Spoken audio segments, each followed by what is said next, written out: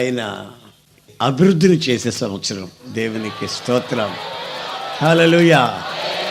మన అభివృద్ధి ప్రతి ఒక్కరూ కళ్ళారా చూస్తారు. నేను ఒకసారి ఒక చెట్టు వేసాను, అది ఎంతకీ ఎదగదు, చావదు. నీళ్లు పోస్తూ ఉంటాను, నాకు చెట్లు అంటే మహా ఇష్టం. అప్పటికే 2 ఏళ్ళు దాటిపోయింది. అప్పుడు ఎవరో ఒక అతను నా దగ్గరికి వచ్చి నాతో ఏదో మాట్లాడేదానికని వచ్చి మాట్లాడుతూ ఎంతసేపు ఆ చెట్టునే చూస్తాడు. ఏమయ్యా, నాతో మాట్లాడాలని వచ్చావా? ఆ చెట్టు కొరకు వచ్చావా? ఎందుకు దాన్ని చూస్తావు? నాకు ఖాళీ లేదు, కొంచెం మాట్లాడవయ్యా బాబు, మాట్లాడి ముగిస్తే నేను మరొక చోటుకి వెళ్ళాలి అంటాను. కాదండి, ఈ చెట్టు, ఆ చెట్టు సంగతి నీకెందుకండి, వచ్చిన సంగతి చెప్పండి బాబు అంటాను. కాదండి, ఒక చిన్న పలుగు తీసుకొచ్చి ఇచ్చారంట ఆ చేతికి, ఆ చెట్టు నేను ఎదిగేటట్టు చేస్తానన్నాడు. ఏమిటా నువ్వు అనేదంటే, నేను చెట్ల శాస్త్రం చదివి ఉన్నానండి, బాటనీ. ఈ చెట్టు వేసి మీరు 2-3 సంవత్సరాలు అయిందా? అవును. ఇది ఎదగట్లేదు కదా? అవును. మీకు ఎలా తెలుసు? దాని మొహం చూసి తెలుస్తుందండి నాకు. పలుగు తీసుకొని వచ్చిస్తే 2 సార్లు టక్ 2 పొడిచాడు.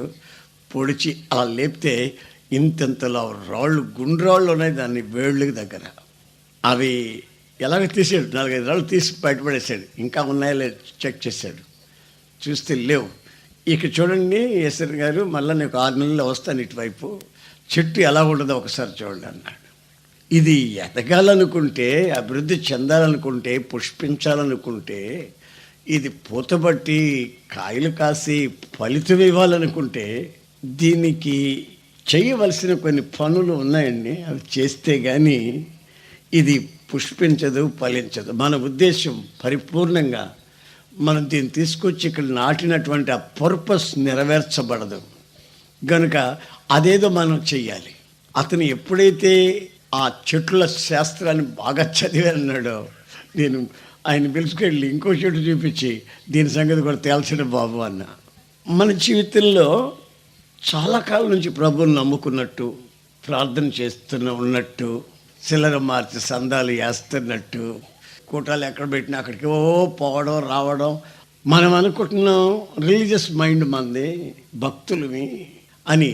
అయితే మన వ్యక్తిగత జీవితాన్ని ఒకసారి మనమే పరీక్షించుకుంటే, ఏమైనా ఎదిగామా, ఏమైనా వృద్ధి చెందామా, ఏమైనా అభివృద్ధి పథకం మనలో ప్రారంభమైందా, ఇతరులు దాన్ని గుర్తించగలిగిన స్థితిలో మనం ఉన్నామా, లేక అప్పుడు ఎట్టున్నామో ఇప్పుడు కూడా అలాగే ఉన్నామా, ఏమాత్రం ఎదుగుదల లేకుండా. విజయవాడ జంక్షన్ కదండి, అక్కడ రైల్వే స్టేషన్ కదా, పెద్ద స్టేషనే కదా. కొన్ని ఇంజిన్స్, ఓన్లీ ఇంజిన్స్, వాటిని సెంటింగ్ ఇంజిన్స్ అంటారు. వాటి పని ఏమిటంటే, ఈ పెట్టి తీసుకొని పోయి దీన్ని తగిలించడం, ఆ పెట్టిని తీసుకొచ్చి దీనికి తగిలించడం, ఇదే పని. స్టేషన్ దాటి మాత్రం ఎక్కడికి పోవు, స్టేషన్ దాటి పొరపాటున ఏ ఊరికి వెళ్ళవు. కానీ పొద్దున్న నుంచి సాయంత్రం వరకు ఆ సెంట్రింగ్ ఇంజిన్స్ మహా బిజీగా ఉంటాయి. ఒక్కొక్కసారి ఎక్కడికో వెళ్ళిపోతున్న ఉంటాయి, మొత్తం మీద ఎంత అక్కడే ఉంటాయి కానీ ముందుకు పోవు. అంటారు, ముందోళ్ళను పొడుస్తారు, వెనకోళ్ళను పొడుస్తారు, మోచేత్తో పొడుస్తారు, వాళ్ళ మీద ఎగురుతారు, వీళ్ళ మీద మొత్తం మీద కదిలి ఆత్మీయంగా ముందుకు మాత్రం పొరపాటుని వెళ్ళరు. ఇంకొక ఆత్మీయమైన మెట్టుని లేక ఆ స్పిరిచువల్ స్టాండర్డ్ని సంతరించుకొని దగ్గరగా వెళ్ళిపోదాం, క్రాస్ చేద్దాం, ఇంకొక మెట్టు పైకి వెళదాం అనుకున్నటువంటి ఆ ఆలోచన మాత్రం ఉండదు. కానీ అరుపులు మాత్రం ఉంటాయి. ఇతరులని వాక్యం అన్నీ ఒకళ్ళు అరిసి అరుపులు ఉంటాయి. ఇతరులు కళ్ళు మూసుకుని ప్రార్థన చేసుకుంటే పెడా కొడతారు. ఏంటంటే ఆత్మ వచ్చేసింది అంటారు. మనం నీకు ఆత్మ వస్తే మా మొహాలు బాలుగొట్టాలా? అట్లాంటి పనులు చాలా ఉన్నాయి. కానీ ఆత్మలో ముందుకు వెళ్ళిపోతున్నారా లేదా పరీక్ష చేసుకోవాలి మనం కూడా. ఒక రోజున మా ఇల్లు ఎక్కి ఒక కోడి పెట్ట పెద్ద గోల్ చేస్తూ ఉంది. కోడి ఎర్రి కేకలేస్తూ ఉంది, గుడ్డు పెట్టినట్టుంది. ఎక్కడుందో చూడరా గుడ్డు అంటే నేను గుడ్డు తీసుకొచ్చినా కానీ అది అరుస్తూనే ఉంది. నేను అనుకున్నాను, ఇదేమైనా 10 రూపాయల గుడ్డా దానికి ఇంత అరుపులు అరిచింది ఏమిటి అని నేను అంటున్నా. మా నాన్న అంటాడు, అది ఎందుకు అరిచిందో నాకు తెలుసులేరా అన్నాడు.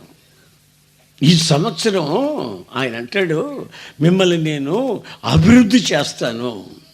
దేవునికి స్తోత్రం. దేంట్లో? దైవ జ్ఞానంలో అభివృద్ధి, ఆత్మీయ స్థితిలో అభివృద్ధి, బైబిల్ చదువుకునే విషయంలో అభివృద్ధి, మీ వ్యక్తిగత జీవితంలో ఉపవాస ప్రార్థనలు చేయడంలో అభివృద్ధి, మీ పిల్లల జీవితాల్లో ప్రతిదీ అభివృద్ధి పథకంలో చూస్తావే కానీ వాళ్ళు క్షీణించిపోవటం నీ కళ్ళాలను చూడలేవు. చూసేదానికి ప్రభు ఛాన్స్ ఇవ్వడు. వాళ్ళని అభివృద్ధి చేస్తూనే నీకు చూపిస్తాడు. ఆయన వాగ్దానం ఇచ్చి మార్చుకున్నటువంటి దేవుడు. దేవునికి స్తోత్రం. Praise the lord. హల్లెలూయా, హల్లెలూయా. యెషయా 40:29 వాక్యం. సొమ్మసిల్లిన వారికి బలమిచ్చేవాడు ఆయనే, శక్తిహీనులకు బలాభివృద్ధి కలుగజేయవాడు ఆయనే. సొమ్మసిల్లిన వారికి బలం ఇస్తాడట ఆయన. ఎవరయ్యా ఆయన దగ్గర నుంచి బలం పొందేది అని మనం గమనించినట్లయితే, ఆయన కొరకు ఎదురు చూస్తూ ఉన్న వాళ్ళ కొరకు. కొందరు మనుషుల కొరకు ఎదురు చూస్తారు, కొందరు డబ్బు కొరకు ఎదురు చూస్తారు, కొందరు జీతం కొరకు ఎదురు చూస్తారు, కొందరు పెన్షన్ కొరకు ఎదురు చూస్తారు. ఒక్కొక్కరు ఒక్కొక్క ఎదురు చూపులు చూస్తూ ఒక్కొక్క విషయంలో ఎదురు చూపులు చూస్తూ ఉంటారు. అదే ఆలాపనలో ఉంటారు, అదే ఆశల్లో ఉంటారు.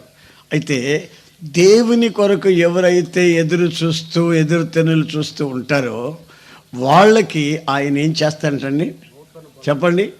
నూతనమైన బలం, బలాభివృద్ధి. ఏం బలం అది? ఆ పక్కింటి వాళ్ళని వంగదీసి గుద్దే బలమా? చెప్పిన మాట ఎనకపోతే కీళ్ళు చెంది ఎరగొట్టే బలమా? మల్ల యుద్ధాలు చేసే బలమా? జుట్టు పట్టుకున్న కిందకి వంగదీసే బలమా? ఎట్లాంటి బలం ఇస్తాడంటే, ఆత్మీయంగా నీ కాళ్ళు తడబడకుండా, నీ కాళ్ళు సచ్చుబడకుండా, నీవు జారిపోకుండా, ఆత్మీయంగా దేవుని సన్నిధిలో నువ్వు నిలబడగలిగిన ఆ ఉన్నతమైన శక్తిని ఆయన నీ జీవితానికి ప్రసాదిస్తాడు. ఆమేన్, హల్లెలూయా. ఒకప్పుడు బలం ఉంది, ఒకప్పుడు బలం ఉన్నది, కానీ ఇప్పుడు బలహీనుడయ్యాడు. ఒకరోజు అంటాడు, రాజు ఎదుట నిలబడి, రాజా నేను ఎవని సన్నిధిలో నిలబడ్డారో నీకు తెలుసునా? ఇదిగో నా మాట అంటే ఏమనుకున్నావు? నేను నా దేవుని సన్నిధిలో నిలబడిన వాడిని. నా మాట అన్నానంటే అది అలాగే జరుగుతుంది.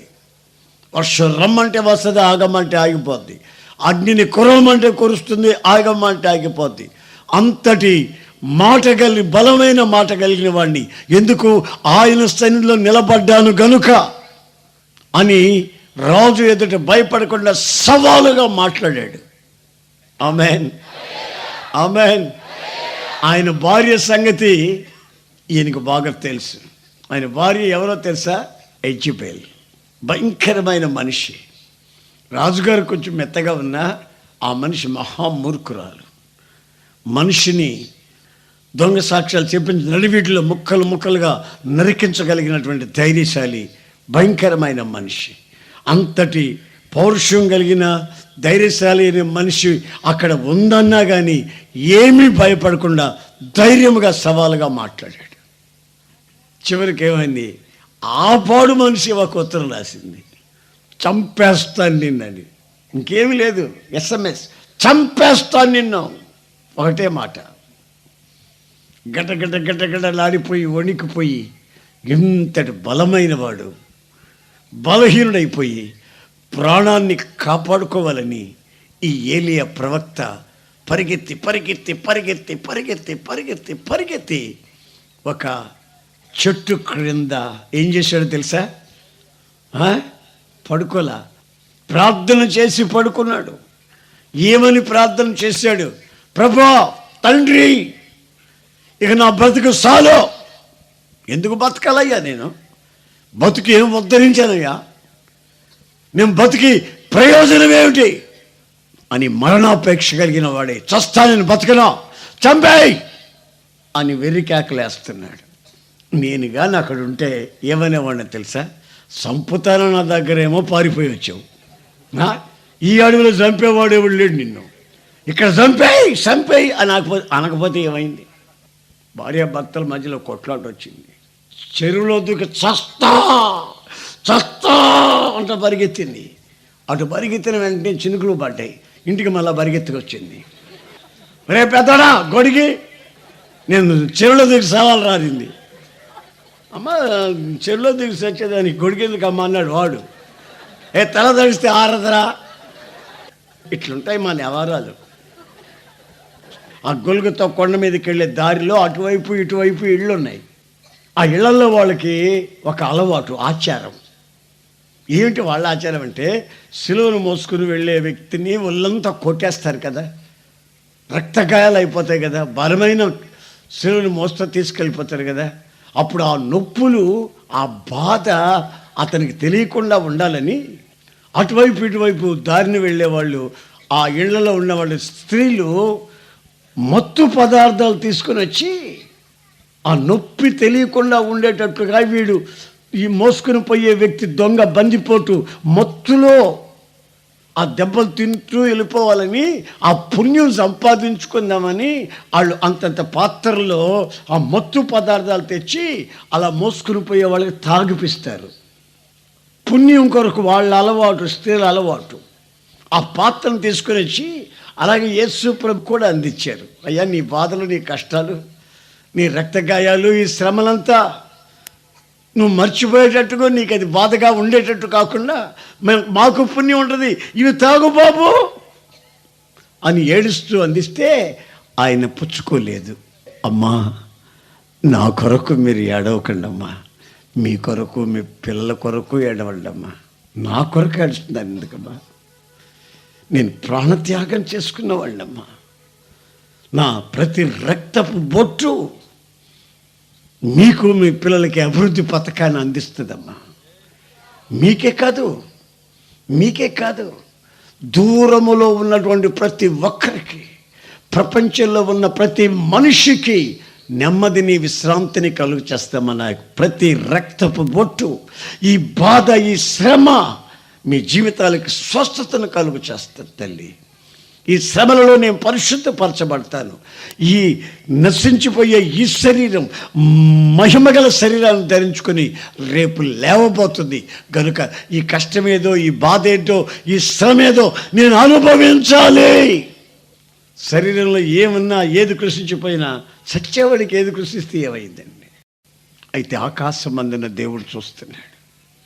చూసి దేవదూతను పంపించాడు. మావాడు అలసిపోయి బలహీనుడైపోయి, ఒకప్పుడు మహా ధైర్యశాలి, బలహీనుడైపోయి పడుకున్నాడు. వాళ్ళని లేపి కొంచెం ఆహారం పెట్టుకో. తిన్నంతసేపు తిని మరలా పడుకున్నాడు. ఎందుకంటారా? అంతవరకు ఆయా ప్రాంతాల్లో కాకులు తెచ్చిస్తుంటే తిన్న వ్యక్తి ఇప్పుడు పరలోకం నుంచి వచ్చింది ఆహారం. దాని ఆ తారతమ్యం, ఆ వ్యత్యాసం అర్థం కాని నిద్ర మత్తులో, మరణాపేక్షలో ఉన్నాడు. దేవుడు ఇన్ని మేళ్ళు చేశాడే, నా నీతి నిద్రించిందా?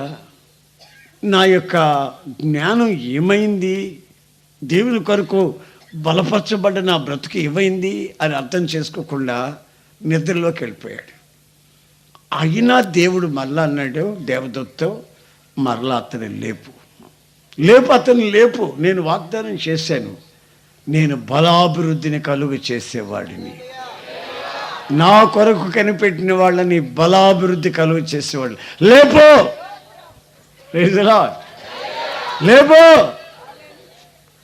లేపిన తర్వాత మరలా దేవుని ఆహారం తిన్న తర్వాత ఇప్పుడు లేచాడు పైకి. బైబిల్లో రాయబడిన మాట ఏమిటంటే, ఆయన తినిన ఆహారపు బలము చేత 40 రాత్రి మగళ్ళు నడిచాడట. దేవునికి స్తోత్రం. ఎంత దూరం నడిచాడు? 40 రాత్రి మగళ్ళు నాన్ స్టాప్. ఇంతవరకు ఏ మనిషి నడవలేదు పాదయాత్రలో. రాత్రులు, పగలు నడిచేవాళ్ళు, రాత్రి ఎక్కడన్నా దగ్గర ఆగిపోయేవాళ్ళు. మళ్ళీ తెల్లవారుజామున మళ్ళీ బయలుదేరేవారు పాదయాత్రకి. అయితే దేవుడిచ్చిన ఆహారాన్ని తిన్నటువంటి ఈ దైవజనుడు 40 దివారాత్రములు ఎక్కడ ఆగకుండా బయలుదేరి ఆ బలము చేత నడిచిపోతున్నాడు. అంటే బలం కాదది, అది బలాభివృద్ధి. దేవునికి స్తోత్రం. ఆ బలాభివృద్ధి నీకు అనుగ్రహించబడేటట్లు నీ వ్యక్తిత్వంలో, నీ సోమరితనంలో నుంచి, మరణాపేక్షలో నుంచి, నిద్ర వ్యవస్థలో నుంచి నిన్ను విడిపించగలిగిన శక్తి ఆయన ఇస్తాడు. ఎందుకంటే ఒకప్పుడు నీవు ఆయన కొరకు ఎదురు చూసిన వ్యక్తివి, ఇప్పుడు బలహీనమైన ఆయన బలపరచుటకు సమర్థుడు, శక్తి గలవాడు. మన పితరులు అనుభవించారు, అదే ఆయన మన బ్రతుకులో చేస్తాను అంటున్నాడు. ఓ రోజున యేసు ప్రభు ఇలాగే దేవుని మందిరానికి వచ్చాడు. దేవుని మందిరంలో చాలామంది దేవుని ఆరాధించుకుంటూ భక్తిగా ఉన్నారు.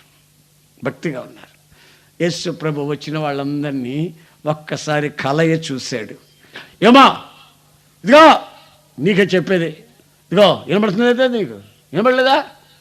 లేబాగ్లే, నీకే చెప్పేది లేమంటుంటే అన్నాడండి. Praise lord. ఎప్పుడైతే అలా అన్నాడో ఒక ఆమె లేచింది. లేచి, ఏంటండి నన్నేనా అండి, పిలిచారా అండి అండి. సరే నిలబడా. నేను నిలబడలేనండి. ఏమైందండి నీకో? నాకు గూందేనండి. ఎన్నాళ్ళైంది నీకో? 18 ఏళ్ల నుంచి గూనండి. ప్రార్థనకు వస్తున్నావా? వస్తున్నానండి. ప్రార్థన చేసుకుంటున్నానండి. సిల్లరమార్ సందా ఇస్తున్నావా? ఇస్తున్నానండి. మరి గూని ఎందుకండి? అది నాకు అర్థం కావట్లేదండి. 18 ఏళ్ల గూని యేసు ప్రభు కనిపెట్టాడు. నా సన్నిధిలో, నా ఆలయంలో ఈ బలహీనపరచబడినటువంటి ఈ మనిషి ఉండొచ్చునా? నా ఉండకూడదు అని దగ్గర రమ్మన్నాడు. దగ్గరికి వచ్చింది. ఈయన కూడా దగ్గరికి వెళ్ళి ఆ గోని మీద చేయబెట్టాడు. ఏయ్, బలహీనపరచు దయ్యమా, కమ్ అవుట్ అని ఒక్కసారి గద్దించాడు. ఇప్పుడు ఎట్లా? బాగానే ఉందయ్యా. వంగిసాడు. బాగానే ఉందయ్యా. ఏమైంది?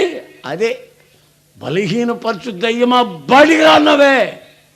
అప్పుడు నాలో నుంచి ఒక దురాత్మ బయటకు వచ్చింది. నన్ను జుట్టు పట్టుకొని భూమికి ఇలాగ వంగదీస్తున్నటువంటి 18 ఏళ్ల వయసు నుంచి ఇప్పటి వరకు నా గోని మాత్రం, నా బలహీనమైన అనుభవం మాత్రం పోలేదయ్యా. నా ప్రియమైన సహోదరులారా, మీ వ్యక్తిగత జీవితంలో అభివృద్ధి నిన్ను చేస్తానంటే ఇల్లు మీద ఇల్లు కొడతావని కాదు దాని అర్థం. పొలం పక్కన నువ్వు 3 ఎకరాల పొలం కొంటావని కాదు అర్థం. అభివృద్ధి నిన్ను చేస్తానంటే ఇప్పటికే ఎంత లోభం ఉన్నావు, ఇంకో అభివృద్ధి చేస్తే ఎంత అవుతావు?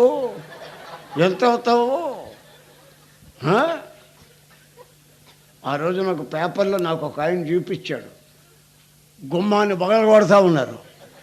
ఏమిట్రా అని చూస్తే ఆడిని అడ్డం తిప్పినా, నిలువు తిప్పినా ఆ గుమ్మం చాలట్లేదంటే ఆడిని బయటికి తెద్దామంటే అడ్డం బలిసిపోయాడు. ఆడికి పైకి కిందకి ఎదగలేవాడు, ఇటు అడ్డం బలిసిపోయాడు. మనము ఆత్మీయతలోకి, దైవత్వంలోకి ఎదగాలి. గనుక మనం ఆర్జెంటల్గా మన వ్యక్తిత్వంలో ఎలా ఎదుగుతున్నాం, ఎలా అభివృద్ధి చెందుతున్నాం. వంగిన మనిషిని ప్రభు పైకి నిలబెట్టాడు, కానీ అడ్డం పెంచలా. నీ వ్యక్తిగత జీవితంలో అభివృద్ధి, నీ పిల్లల జీవితంలో అభివృద్ధి అంటే నీవు దేవుని వైపు తిరుగుతావు, నీ పిల్లలు దేవుని వైపు తిరుగుతారు. నీ జీవితానికి ఒక శాంతి, సమాధానం కలుగుతుంది. నీ వ్యక్తిత్వంలో ఆరోగ్యంగా నువ్వు నిలబడతావు. తప్పనిసరిగా ఈ సంవత్సరం అభివృద్ధి చేస్తాను. మ్యాన్, నీవు నీ పిల్లలు ఒకవేళ భూ సంబంధంగా వంగిపోయారే అనుకో, వాళ్ళని సరిగ్గా నేను లేపి నిలబెట్టగలుగుతా.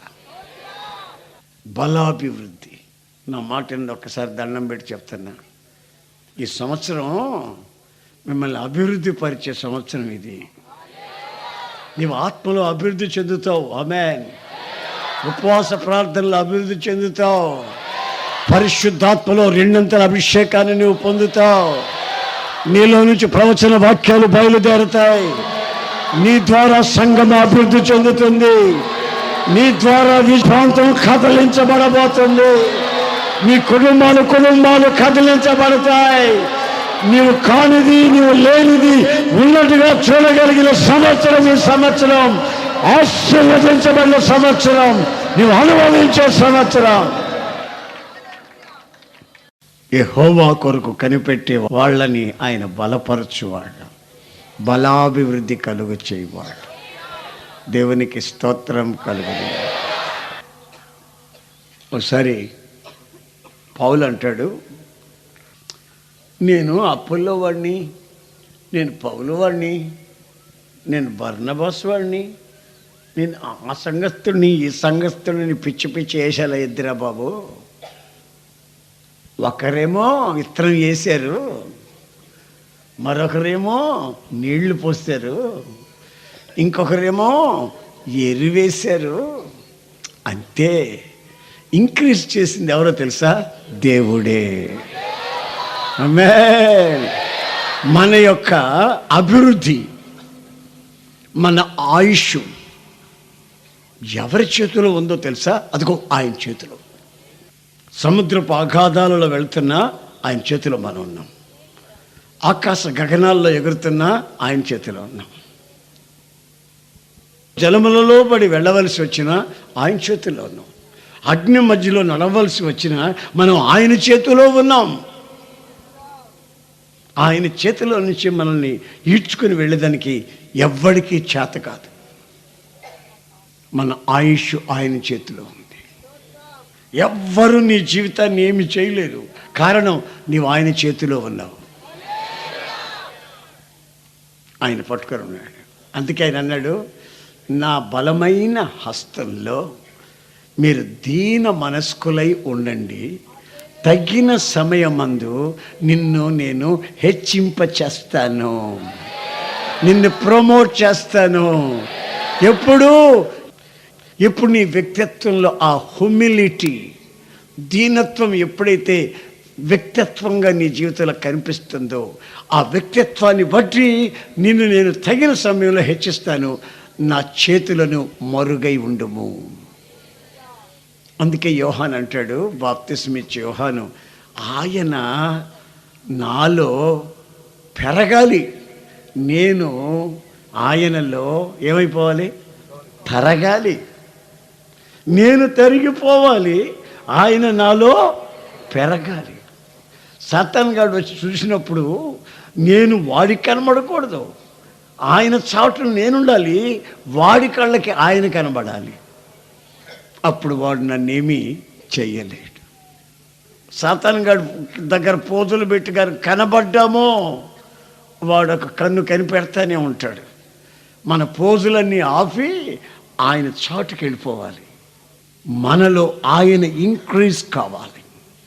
మన వ్యక్తిత్వంలో, మాటలలో, పద్ధతులలో, చూపులలో, ఆలోచనలలో, పడకలో, నడకలో, ప్రతి విషయంలో ఆయన మాత్రమే ప్రత్యక్షంగా కనిపించే ఆ స్థితిగతిలో మధ్యకి ఎప్పుడైతే మనం వస్తున్నామో ఆయన అంటాడు, తగిన సమయం అంది.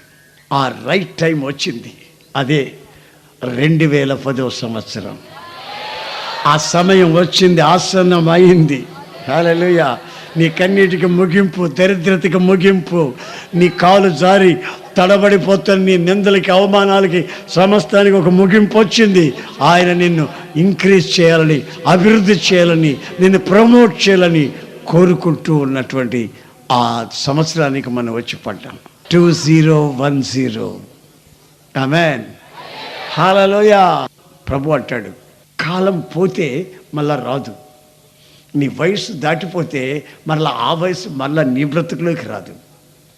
కనుక నువ్వు జాగ్రత్త పడవలసిన అవసరం ఎంతైనా ఉంది. కనుక నువ్వు దేవుని సన్నిధిలో సంతోషంలో అభివృద్ధి చెందాలి. నీ యొక్క ఫలం అభివృద్ధి చెందాలి.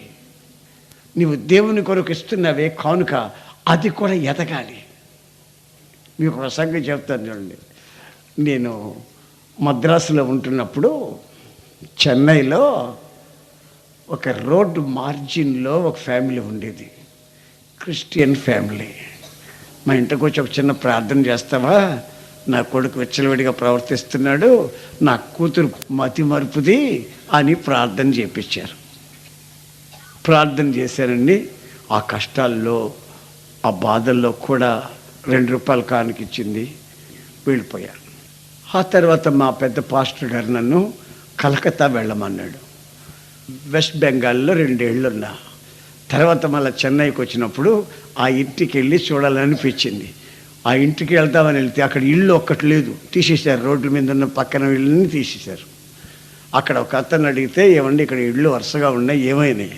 వాళ్ళకి ఇల్లు ఇచ్చారండి, పలానా దగ్గర ఉన్నారంటే ఆ ఇల్లు వెతుక్కుంటూ ఆడికి వెళితే మంచిగా బిల్డింగ్ గవర్నమెంట్ ఇచ్చారు. అక్కడికి వెళితే వాళ్ళు నన్ను చూసి పలకరించి చేతులు పట్టుకొని లోపలికి తీసుకెళ్ళి పళ్ళని తీసుకొచ్చి కాళ్ళు కొడితే అన్నారు, అట్లంతా వద్దులేండి, మీకు దేవుడు చేసిన మేలు కృతజ్ఞత ఉంటే అదే చాలు, నా కాళ్ళు కడగాల్సిన అక్కరేం లేదు, ప్రార్థన చేస్తాను. అవును, అమ్మాయి ఎక్కడ? అమ్మాయి కొంచెం చదువుకుందండి, ఈ మధ్య ఏదో పరీక్ష రాసింది, పాస్ అయింది, ఇప్పుడు వీసా కొరకు వెళ్ళింది, ఎక్కడికో నర్సు ట్రైనింగ్ అంట అని చెప్పారు. దేవానికి స్తోత్రం ప్రభా అనుకున్నా. ఈడేడంటే ఈడు ఇంజనీర్ చదువుతున్నాడు అన్నారు. మరి బాబు ఇంజనీరే. సరే ప్రార్థన చేసి ఆయన పిలిచి ప్రార్థన చేసి ఆ అమ్మాయి వచ్చింది దాకుండా ప్రార్థన చేసి వెళ్ళేటప్పుడు ప్రార్థన చేయించుకొని 2 రూపాయలు ఇచ్చారు. తర్వాత నేను మళ్ళీ 2 సంవత్సరాల తర్వాత అటు పోతే అప్పుడు ఆ అమ్మాయి దుబాయ్లో ఉంది, ఈడేమో బెంగళూరులో ఉన్నాడు. ఒక ఇల్లు కొనుక్కొని అప్పటికే ఆయన ప్రేమలో పడిపోయి పెళ్లి చేసుకొని అబ్బో బ్రహ్మాండంగా ఉన్నాడు. అప్పుడు వీళ్ళేం చేశారు, తల్లి ఆ ఇల్లు కాక పక్కన ఉండే 2 ఇళ్ళు మళ్ళీ కొనిపెట్టింది పిల్లలకి. బాగా ఉన్నారు, మంచి స్థితిలో ఉన్నారు. అయ్యా నీ సెలవేనయ్యా, ఆ ప్రార్థనేనయ్యా, నువ్వేనయ్యా మా ఫ్యామిలీ పాస్టరే, అది ఇది అన్నారు. పోన్లీ నేను ఎక్కడో పుట్టాను, వీళ్ళు ఎక్కడో పుట్టారు, వాళ్ళ ఫ్యామిలీ పాస్టర్ అంటే నేను ఊపిపోయా. తర్వాత ప్రార్థన చేయమంటే చేశా, 2 రూపాయలు ఇచ్చారు. మీ శరీరములను సజీవ యాగముగా అర్పించండి, లివింగ్ సాక్రిఫైస్. పాత నిబంధన గ్రంథంలో గొర్రెల్ని, మేకల్ని, ఎడ్లని, పావురాలని నరికి ఆ రక్తాన్ని బలిపీఠం దగ్గర పిండి ఆ మాంసాన్ని తీసి నిప్పుల మీద వేసేవాళ్ళు, బూడిదైపోద్ది. అది సచ్చిన బలి. అయితే ప్రభు అంటాడు, దేవుని వాక్యం అంటుంది, మీ యొక్క యాగం లివింగ్ సాక్రిఫైస్, సజీవ యాగముగా మిమ్మల్ని మీరే సమర్పించుకొనుడి. గొర్రెలు తమను తాము సమర్పించుకోవు, వాళ్ళెవరో సమర్పించి నరికి దీంట్లో పెడుతుంటారు. అయితే మనకు మనమే బ్రతికి ఉండగానే ఆ బలిపీఠం మీద పెట్టేయాలి, దహించబడిపోవాలి. ఆ బలిపీఠం మీద నుంచి బూడిదైన తర్వాత ఆ బూడిదని తీసి వెయిట్ చూస్తే 2 కిలోల బూడిద కూడా అవ్వవు. ఆ బూడిదంతా తీసి అని అంటే ఆ బూడిద కూడా గాల్లో కలిసిపోద్ది. కానీ నీ ఆత్మ అక్కడ ఉంటుంది, నిత్య జీవాన్ని అనుభవిస్తూ ఉంటుంది, ఆయనతో ఉంటుంది. హల్లెలూయ. ఆత్మకి చావు లేదు, అది బూడిద కాదు, అది అక్కడ ఉంటుంది. ఆయన అంటాడు సజీవ యాగముగా అర్పించండి. సజీవ యాగం అంటే మరొక అర్థం ఉంది, అదేంటంటే సజీవమైన దాన్ని దేవునికి ఇస్తే అది ఎదుగుతూ ఉంటుంది. ఆమె 8 ఏళ్ల క్రితం 2 రూపాయలు అయితే తర్వాత అది ఎంత అవుతుంది? 5 రూపాయలు అయింది. ఆ తర్వాత అది ఎంత అవుతుంది? 10 రూపాయలు అయింది. ఆ తర్వాత అది ఎంత అవుతుంది? ఎదుగుతూ ఉంటుంది. నీ కానుక ఎదుగుతూ ఉంటుంది, అభివృద్ధి. ఆమేన్. నీ వ్యక్తిత్వంలో అభివృద్ధి. ఒక భాగం కాదు, ఇది అడ్డం పెరగడం కాదు. ఆధ్యాత్మికమైనటువంటి నీ పరిపక్వమైన రూపం, క్రీస్తు యేసుకు తగిన రూపంలోకి ఆయన సజీవ యాగముగా మన కొరకు అర్పించబడితే ఆయనకి సమానమైనటువంటి ఆ ప్రతిబింబం, ఆ రూపమే మన వ్యక్తిత్వంలో యాగముగా మార్చబడుతుంది. మనం ఇచ్చింది ఏది కుళ్ళి కృషించిపోదు, అది ఎదుగుతానే ఉంటుంది, రీసైక్లింగ్ అవుతుంది. ఇప్పుడు ఒక రైతు ఉన్నాడు అనుకోండి, అతనికి ఒక 10 బస్తాలు ధాన్యం కావాలనుకున్నప్పుడు దానికి తగినట్టుగా విత్తాలి కదండి. ఒక 50 బస్తాలు కావాలంటే దానికి తగినట్టుగా విత్తాలి కదండి. నువ్వు ఒక బస్తా విత్తి 50 బస్తాలు కావాలంటే ఎలాగా? నీ కుటుంబానికి ఒక 20,000 రూపాయలు నెలకి ఖర్చు అయితే దానికి తగినట్టుగా విత్తాలి కదండి. విత్తితే కదా నువ్వు కోసుకుంటావు. నువ్వు విత్తకుండా అప్పులు పాలైపోయాను, వడ్డీలు కట్టలేకపోతున్నాను, ఏదైనా తాగి చస్తామనుకుంటున్నాను. ఎస్ఎన్ గారండి మీరేమైనా సహాయం చేస్తారా అని నన్ను అడిగితే, నేను ఇల్లు వాకిలు వదిలిపెట్టి ఉన్నదే వదులుకొని నేను వస్తే నేనెందుకు వచ్చాను? మీరేదైనా కానుక ఇస్తే ఆ కానుకతో సేవ చేద్దామని.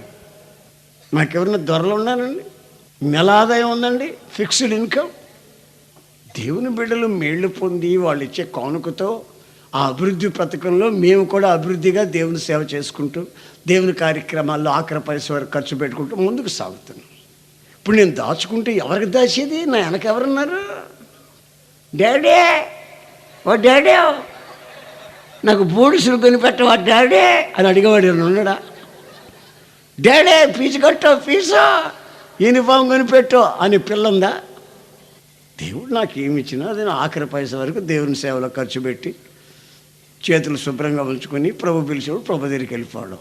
అందుకని ఆయన వాక్యం అంటుంది, సహోదరులారా దేవుని వాత్సల్యాన్ని బట్టి మిమ్మల్ని బతిమలాడుకొంచున్నాను, మీరు మీ జీవితాలను సజీవ యాగముగా సమర్పించండి.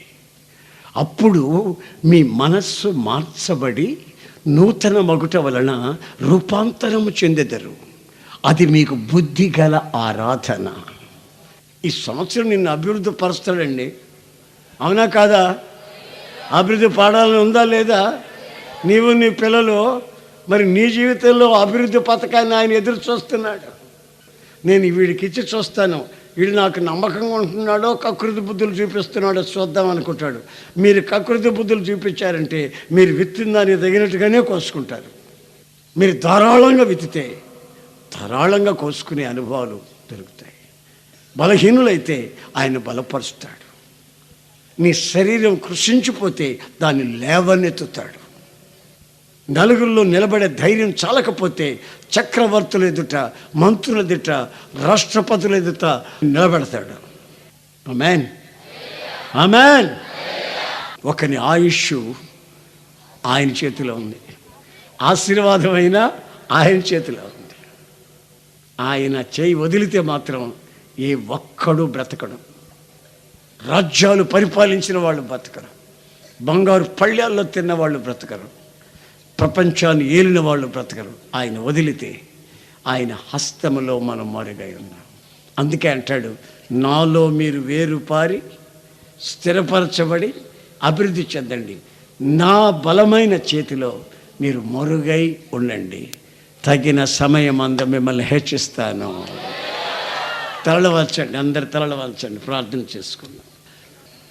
మన కొరకు ప్రాణత్యాగం చేసిన యేసయ్యని, ఆయనే మనకు ఆలాపన, ఆయనే మనకు ఆరాధన. మనం మాట్లాడితే ఆయనే, తలంచితే ఆయనే, చదివితే ఆయనే, చూస్తే ఆయనే, మన చెవులకు ధ్వనించిన ఆలాపన ఆయనే, మన కలలో ఆయనే, మెలకువలో కూడా ఆయనే. మన బ్రతుకంతా మన Yesu, Yesu. Thank you master. అందరు నోళ్ళు తెరిచి ప్రార్థన చేసుకోండి. నన్ను, నా పిల్లల్ని అభివృద్ధి చేసేవాడివి చేస్తారన్నావు, మాట ఇచ్చి మార్చుకునేవాడివి కావు. ఈ సంవత్సరం నేను అభివృద్ధిని కళ్ళారా చూస్తాను, జీవితంలో చవి చూసి అనుభవిస్తాను. నడుము వంగిన మనిషిని లేపి నిలబెట్టావు. మరణాపేక్షతో అడవిలో పడిన వాణ్ణి 40 దివారాత్రములు బలపరిచి నడిపించావు. ప్రవక్తలను, రాజులను అభిషేకించవలసిన ఏలియాని బలపరిచావు.